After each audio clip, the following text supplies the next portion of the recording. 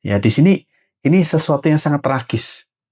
Ya, seorang ibu yang tubuhnya sempurna seperti manusia, dia saat itu menyaksikan anaknya yang seperti binatang. Ini tragis sekali sebenarnya. Iya. Ya kan? Apa yang dilakukan orang tua pada masa lampau, kesalahan itu diturunkan ke anaknya. Kalau kita merasa hidup dari keluarga yang mungkin tidak utuh, ekstrim tidak ada keluarga, itu sebenarnya bukan kutukan. Ketika kita belajar untuk survive. Biasanya anak-anak dari keluarga yang mungkin tidak cukup oke, tidak cukup ideal, mereka menjadi anak-anak yang punya daya juang lebih tinggi, kemandirian lebih baik.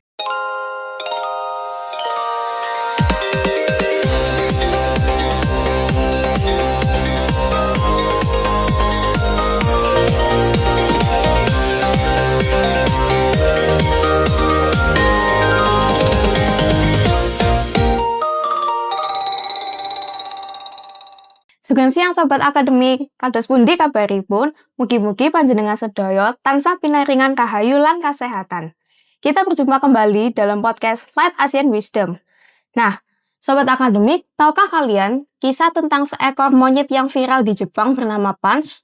Nah, ia tuh ditinggal oleh induknya tidak lama setelah dilahirkan. Nah, karena dia selalu gelisah sendirian, akhirnya penjaga kebun binatang memberikan sebuah boneka orang utan untuk si Punch.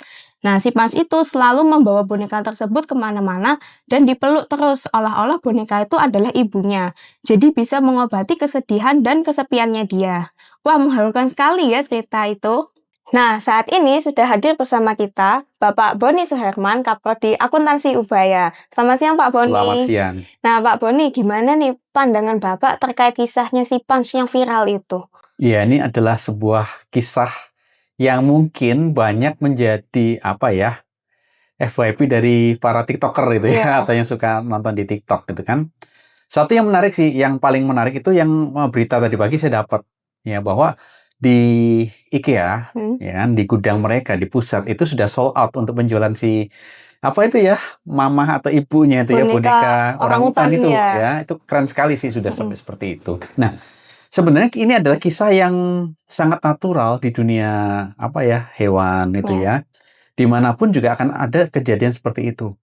Ya, dan menariknya jenis kera ini atau monyet ini, seorang induk, seekor induk itu cenderung tidak mau terima anaknya yang tidak sempurna. Waduh, kasihan tuh Pak.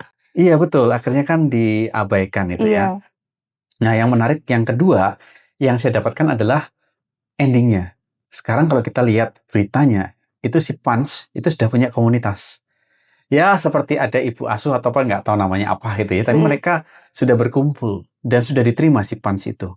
Nah, itu berita bagusnya sih. Wah, iya. Berarti si Punch-nya sekarang sudah happy ya Pak, harusnya udah Ya, dapat. semoga begitu.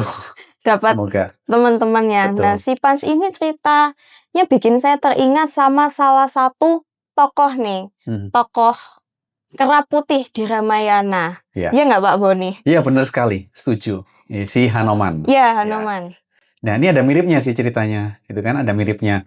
Kebetulan kita bicara masalah Asian. Kita masuk yang ke Indonesia region itu ya.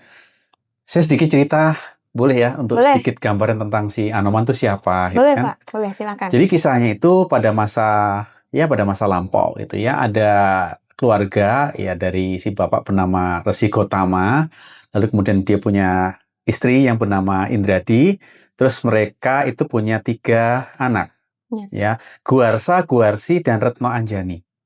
Awalnya begitu ya.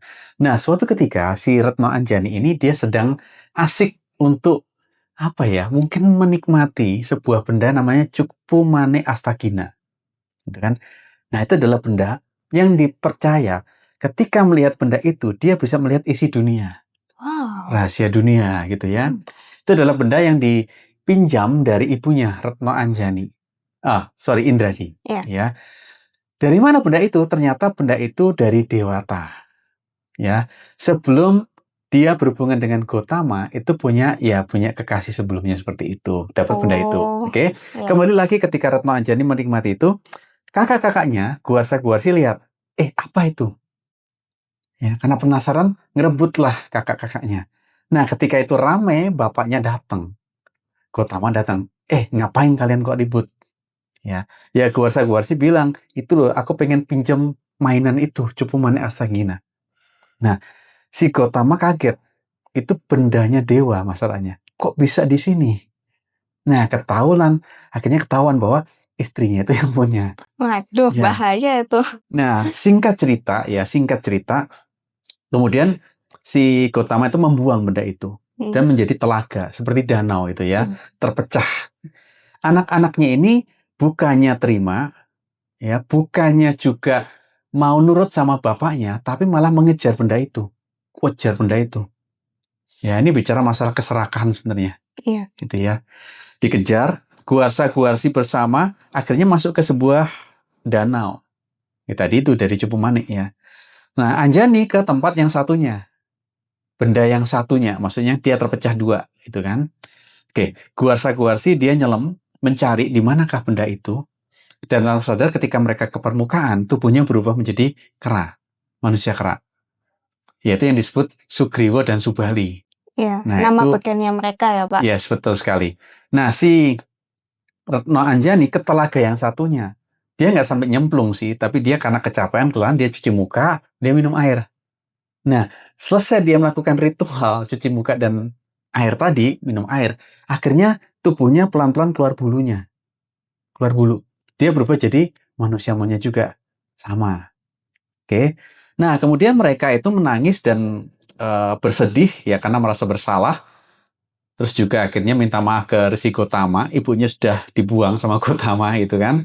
Tapi Gotama mengatakan, nggak apa-apa lah, ini adalah masa atau saatnya kalian membersihkan diri kalian.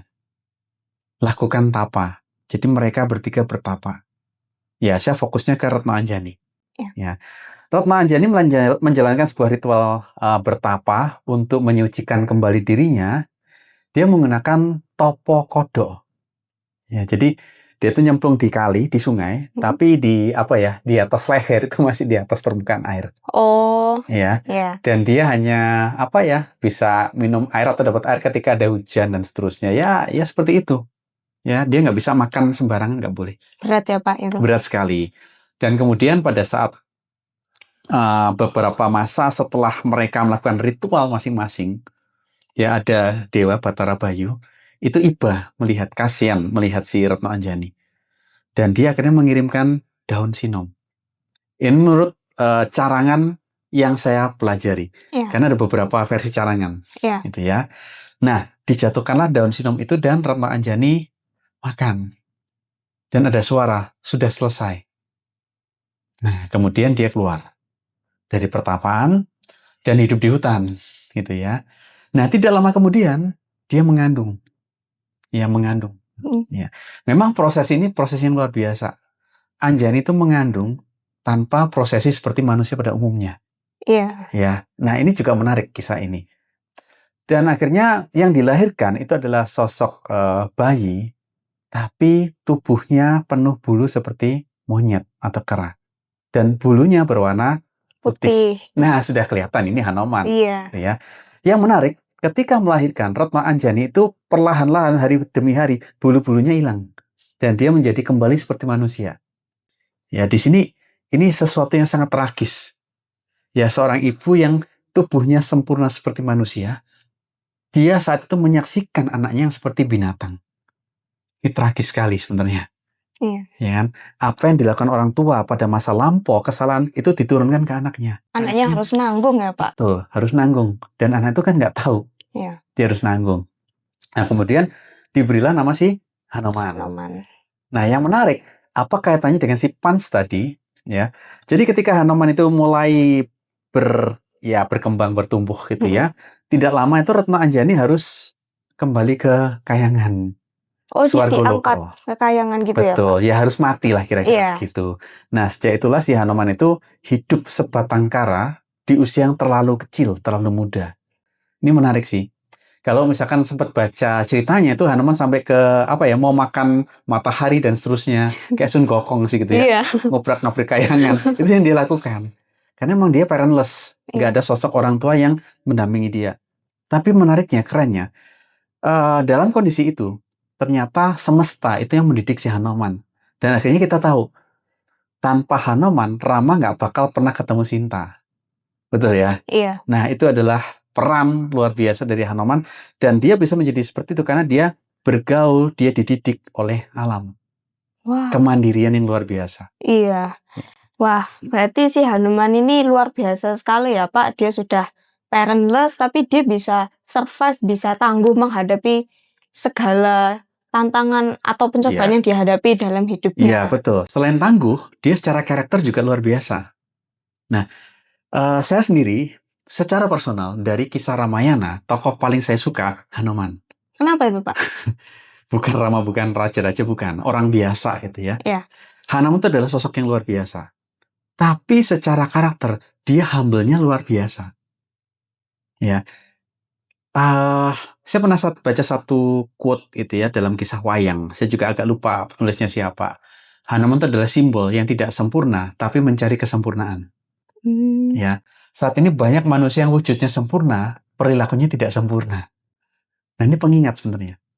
Nah, kenapa saya katakan dia adalah sosok yang sangat low profile, humble, gitu kan? Mari kita lihat coba sedikit pada prosesi ketika Rama mencari Sinta di mana. Ya, nah, Rama saat itu bertemu dengan Sugriwa, rajanya para Wanara, di mana itu pamannya Hanoman tadi. Ya. Betul ya? Ya. Nah, saat itu Rama ketemu dengan Sugriwa, dengan Laksmana juga, ngobrol. Ya, dan akhirnya Sugriwa siap, oke, Rama, aku akan membantu mencari Sinta ada di mana. Nah, terus dia memanggil para kesatria-kesatria, ada Anggada dan seterusnya itu ya, ditanya, ada yang bisa cari lokasinya Sinta lebih cepat nggak? Karena zaman itu nggak ada Google Map, nggak ada HP, Iya. ya kan? Iya. Ya ada yang ngomong 1 bulan, 1 minggu, itu ya 3 hari. Rama masih nggak puas, aku butuh lebih cepat. Nah, kemudian dari segerombolan Wanara itu, kera tadi itu ya, muncullah satu sosok, itulah Hanoman. Ya, dan Hanoman memberikan sembah, puji kepada Rama, dan dia menaruhkan diri. Tuanku Rama, aku akan bantu. Berikan waktu aku 1 malam untuk mencari. Itu nggak gampang. Karena ada saudara-saudara nggak terima, sampai ditantang Hanoman. Dites kekuatannya sampai di mana. Tapi Hanoman menang, karena dia sakti. Ya, dan dia menangnya itu bukan karena menyerang, bertahan. Bertahan aja ya, Pak. Betul sekali. Iya, itu menunjukkan kalau dia ndak arogan, ndak mau Nggak unjuk show off kekuatan. gitu ya. Iya, kalau saya Ya, nggak show off. itu luar biasa itu kan. Nah, itu yang saya lihat bahwa Hanoman itu punya karakter yang hebat, dan selama pencarian Sinta di mana, itu juga dibantu oleh saudara-saudara spiritualnya, sedulur papat Nimo Pancer. Ya, ini memang versi yang Jawa kalau ini. Iya. Yang India nggak begini itu ya. Hanoman kan tokoh yang bisa membesar tubuhnya, bisa terbang dengan bantuan angin, karena dia juga anaknya Bayu, Iya. anak spiritual. Iya. Ya, tapi dia selalu low profile. Itu yang membuat saya, kenapa Hanoman ini adalah sosok yang sangat inspiratif buat kita. Iya, Pak. Saya setuju sih. Nah, kalau kita lihat gambar di sini, teman-teman, ada gambar maskotnya akuntansi Ubaya. Ya, maskotnya Ubaya, akuntansi Ubaya yang namanya Aksi dan Hati itu wujudnya hampir seperti Hanoman. Nah, ini Nah, ya. wujudnya kalau kita lihat kayak Hanoman ya dari Ramayana. Nah, Pak Boni bikin maskot ini apakah terinspirasi dari Hanoman, Pak? Iya, memang kalau awalnya ini adalah kami dari akuntansi ya, kan kami juga ingin punya sesuatu yang unik gitu kan. Akhirnya kami tim dosen, ketua lab terutama itu ya, kami memikirkan kira-kira kita bikin maskot yuk. Maskot apa kira-kira yang bakal menarik buat apa ya, buat anak-anak SMA atau mahasiswa yang menarik. Dari sekian banyak, karena saya masih teringat bahwa Founding Fathers Ubaya ini itu juga sangat apa ya, menghargai local wisdom ya, sehingga saya terpikir coba kita cari dari kisah pewayangan. Wisdom itu banyak ya, dari manapun juga bisa ya, karena kita di Jawa. Dari pewayangan itu karakter apa sih yang bisa kita rujuk ya. Akhirnya dari pilah-pilah kita diskusi, kita ambil Hanoman, tapi nggak mungkin kita pasang Hanoman jadi maskot ya, karena kan itu juga punya nilai-nilai sejati yang nggak boleh kita ngasal untuk ngerancang, betul ya. Akhirnya kita coba buat, oke, kita bikin karakter yang rasnya, sukunya itu seperti Wanara, seperti Hanoman, tapi dia bukan Hanoman. Hanya satu ras itu ya, Iya, ras Wanara. satu. Nah, akhirnya kita buat satu karakter yang pertama, yang cowok, ini yang lari-lari itu Iya. ya, namanya Aksi. Ya, kalau yang cewek namanya Hati. Kenapa tuh Pak kok dikasih nama Aksi sama Hati? Ya, sama dengan Hanoman itu ya. Sebenarnya dia dapat apa sih? Bantu Rama cari Sinta. Gak dapat apa-apa. Tapi dia lakukan dengan all out. Itu yang membuat dia menjadi karakter yang betul-betul layak untuk kita apresiasi. Luar biasa. Ya, bahkan mungkin di teman-teman di Hindu ada sekte tertentu yang mengangkat Hanuman sebagai wujud yang mereka worship gitu ya, lebih Iya. kuat. Karena memang karakteristiknya sangat luar biasa. Ya, aksi hati juga kita lihatnya dari situ. Ya, jadi Ya. harapannya dengan mengambil inspirasi dari tokohnya Hanuman, mahasiswa Kunaswibaya juga bisa belajar hal-hal yang positif dari Hanuman Iya ya, Pak? pasti, harapannya begitu gitu ya. Iya.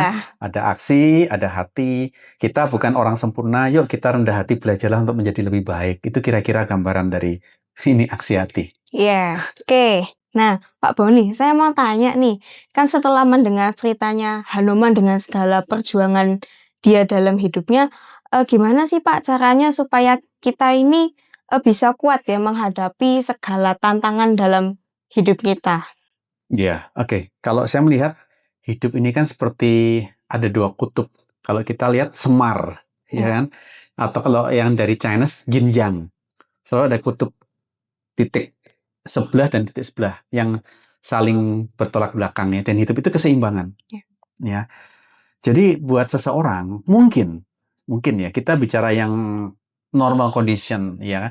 Jadi anak, gitu kan, yang punya keluarga, orang tua, yang bahagia, rukun, sampai akhir nanti hidupnya, itu adalah sebuah keberuntungan. Ya kan? Tapi, ya mohon maaf sih, mungkin seorang anak yang bertumbuh tanpa orang tua, itu adalah kerugian, atau kutukan bahkan seperti itu. Ya, ini cara pandang. Ya. Nah, dari kisah si Punch atau si Hanuman ini kita bisa lihat, ternyata itu tergantung perspektif. Punch, Hanuman, itu sosok yang menunjukkan tanpa kehadiran parents, ya, mereka tetap bisa survive dan mereka bisa mencapai mimpinya. Itu terutama Hanuman. Iya. Ya kan? Nah, bagaimana dengan kehidupan sekarang? Sama. Ya, saya juga sangat prihatin kalau lihat dari berita itu ya. Semakin lama, dari tahun ke tahun, kisah perceraian itu semakin besar. Di Indonesia loh. Iya. Ya kan? Nah, yang jadi problems itu adalah anak-anak yang hidup di keluarga yang mungkin tidak seperti itu, tidak menyatu. Ya. Nah, pesan yang bisa kita lihat, atau pelajaran apa yang bisa kita lihat, kalau kita merasa hidup dari keluarga yang mungkin tidak utuh, ekstrim tidak ada keluarga, itu sebenarnya bukan kutukan. Ketika kita belajar untuk survive. Biasanya anak-anak dari keluarga yang mungkin tidak cukup oke, tidak cukup ideal, mereka menjadi anak-anak yang punya daya juang lebih tinggi, kemandirian lebih baik. Ya, jadi mereka bisa bertumbuh tanpa tergantung orang lain, mandiri. Bisa mandiri. Ya, itu berita positifnya. Ya. Tapi kalau kita hanya hidup meratapi kejadian seperti itu, kita akan menjadi anak yang mungkin bermasalah. Pelariannya macam-macam. Ya, jadi ada dua kutub. Dengan kondisi keluarga yang tidak baik, kita bisa memilih mau jadi anak yang seperti apa. Ya, kalau kita lihat tokoh-tokoh sukses, ya, itu nggak semua keluarganya baik-baik. Nggak semua keluarganya kaya raya, kalau itu bicara yang masalah finansial, gitu ya. Tapi justru dari kekurangan, kelemahan, mereka lihat itu sebagai peluang untuk membuat diriku lebih baik di masa depan dibandingkan orang lain. Nah, itu cara pandangnya. Dan saya percaya itu cara pandangnya si Hanuman. Dia positif. Walaupun dia sudah menangis panjang ketika kecil, kehilangan ibu, dia survive. Akhirnya jadi kesatria yang luar biasa. Oke, nah sekarang saya mau tanya terkait kerendahan hati nih Pak. Kalau kita tahu Hanuman tuh kan dia punya segala kehebatan yang luar biasa ya.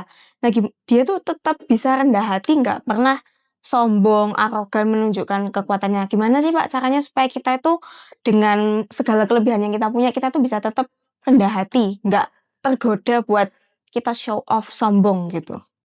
Wah, itu agak susah gitu ya.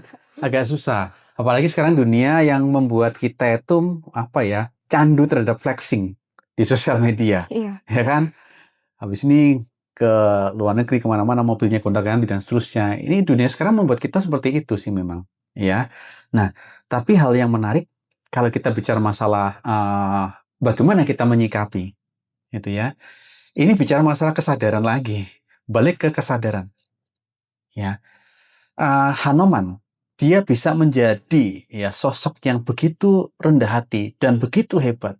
Kenapa? Karena dia menjalaninya semua dari nol, ya, dan dia mengupayakan secara penuh. Nah, yang bahaya adalah kalau kita bicara keluarga, didikan keluarga yang tidak pernah membuat anak-anak itu mandiri dari kecil, semua dikasih, maka karakter seperti itu akan mudah untuk flexing, yang nggak penting, ya kan? Ya. Didikan itu penting banget sih. Ya. Ya, Hanoman ini konteksnya didikannya alam. Ya, itu penting. Ya, kesadaran itu juga penting. Ya, bahwa apa ya, kelebihan, kekuatan, dan seterusnya, itu kan sebenarnya juga bukan karena saya, karena pribadi. Sebagai contoh, kalau ada seorang yang menjadi orang sukses, saya percaya, walaupun dia tanpa orang tua, pasti ada komunitas. Ya, pasti ada pengalaman. Ada orang baik yang membantu dia. Ada orang jahat yang membuat dia sadar. Nah, itu kalau kita merasa atau kita sadar bahwa kita menjadi hebat, menjadi orang yang baik sekarang, ya, dan kita sadar karena banyak sekali faktor alam yang terjadi di sekitar kita, kita akan tetap bisa menghargai dan kita rendah hati. Nggak sombong. Jadi, aku bisa sukses, itu karena aku. Enggak loh. Contoh, ada guru taman kanak-kanak. Betul ya? Yang ngajarin kita baca tulis. Tanpa mereka, kita nggak bisa baca tulis. Ya, SD, guru ngajarin hitung. Ya, terus kalau kita bicara guru-guru banyak sekali dalam kehidupan, baik yang di formal atau yang di luar formal. Ya itu saja sih, kita menyadari bahwa kita menjadi seperti ini itu bukan cuma karena diri kita, kesadaran kalau itu. Ya, berarti intinya kita harus mindful ya, Pak. Ya, balik ke situ. Harus mindful. Kesadaran itu ya. Didikan keluarga itu memang sangat ngaruh gitu ya tadi ya. Itu untuk yang keluarganya lengkap. Ya, kalau yang enggak ya balik kita membangun kesadaran, menyadari. Oke. Nah, kira-kira Pak Boni ada pesankah yang mungkin bisa disampaikan untuk orang tua di luar sana atau mungkin untuk anak-anak? Ya. Ya, kalau dari pesan saya, ya karena pertanyaan dua orang tua ya. Iya, boleh orang tua dulu, Ya. Pak. Orang tua zaman sekarang, itu yang menjadi tantangan adalah menyediakan apapun yang anaknya mau dan butuh. Akhirnya kenapa? Di sekolah, gurunya marah-marah, orang tuanya nggak terima. Itu contoh. Satu, pendidikan kita salah kaprah. Terutama pendidikan keluarga. Ya, jadi hati-hati. Beda dengan orang tua zaman boomers, zaman dulu-dulu. Kenapa mereka begitu? Karena mereka lihat perang, ya fisik itu sudah normal. Jadi mau kenceng sama anak, mau marahin anak itu sudah biasa. Sekarang jadi lembek orang tua sekarang. Ya ini kita nggak bicara masalah dunia ya. Tergantung budaya yang berkembang di negara. Kalau kita lihat di negara Cina itu orang tua ke anak juga tetap kenceng sih. Korea Utara juga tetap kenceng gitu ya. Tetap tegas disiplin itu kan. Nah di kita bahaya kalau kita biarin. Nah untuk orang tua seperti itu. Satu, berikan anak-anak kesempatan untuk belajar mandiri. Jatuh pun, kalau jatuhnya nggak sampai berbahaya, biarkan dia belajar merasakan jatuh itu seperti apa. Ya. Yang kedua, ini untuk teman-teman atau mungkin anak-anak gitu ya, mungkin dalam hidup tidak punya kesempatan orang tua yang utuh atau bahkan tidak ada orang tua. Ya, mari kita lihat ini sebagai sesuatu yang apa ya? Ada harapan di situ. Ya, lihatlah Hanoman. Ya, mungkin itu adalah cara semesta ini mendidik kita menjadi anak-anak yang lebih kuat, lebih hebat di masa depan. Ya, jangan dilihat sebagai ini sebuah kerugian tadi ya, tapi kesempatan. Ya, sudah sangat banyak contohnya. Mereka yang bisa positif dalam menjalani kehidupan yang kekurangan, mereka akan menjadi orang-orang permata yang sangat luar biasa di masa mendatang. Nah, teman-teman, dari podcast ini kita belajar bahwa mungkin segala kesulitan atau tantangan yang kita hadapi itu adalah cara alam atau semesta untuk membentuk kepribadian kita agar kita menjadi pribadi yang mandiri dan tangguh. Nah, terima kasih Pak Boni sudah menyempatkan waktu untuk ngobrol di podcast Light Asian Wisdom. Jangan lupa teman-teman untuk like, comment, share, dan subscribe podcast kita. Nah, cekap semanten podcast Light Asian Wisdom, ngapunten menawi wonten tembung ingkang kirang mranani. Matur nuwun.